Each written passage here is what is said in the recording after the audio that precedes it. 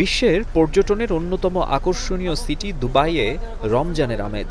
দেইরার বাংলাদেশি কমিউনিটিতে নানা আয়োজন, সারাদিন রোজা পালনের পর ইফতারকে ঘিরে ব্যস্ততাই বেশি।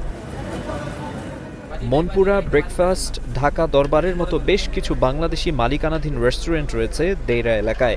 রমজানের শুরুর দিনে ইফতার কেনাবেচায় জমজমাট ছিল সেগুলো।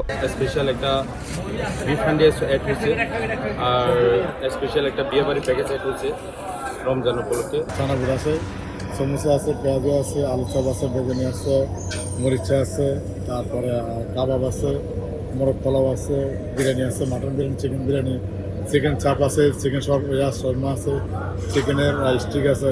তবে পরিবার পরিজন ছাড়া ইফতার বা রোজা পালনে কিছুটা মন খারাপ হয় প্রবাসী বাংলাদেশিদের। প্রায় 17 বছর ধরে আছি, পরিবার ছাড়াতেই আছি।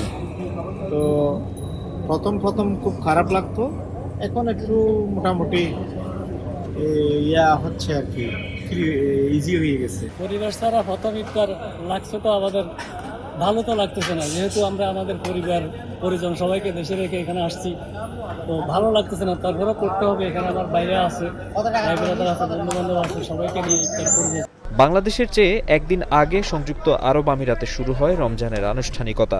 রহমত, মাগফিরাত ও নাজাতের এ মাসে সব ধরনের গুনাহের কাছ থেকে বিরত থাকার চেষ্টা করেন মুসল্লিরা। মাকসুম আলম খান, সময় সংবাদ, দুবাই, সংযুক্ত আরব আমিরাত।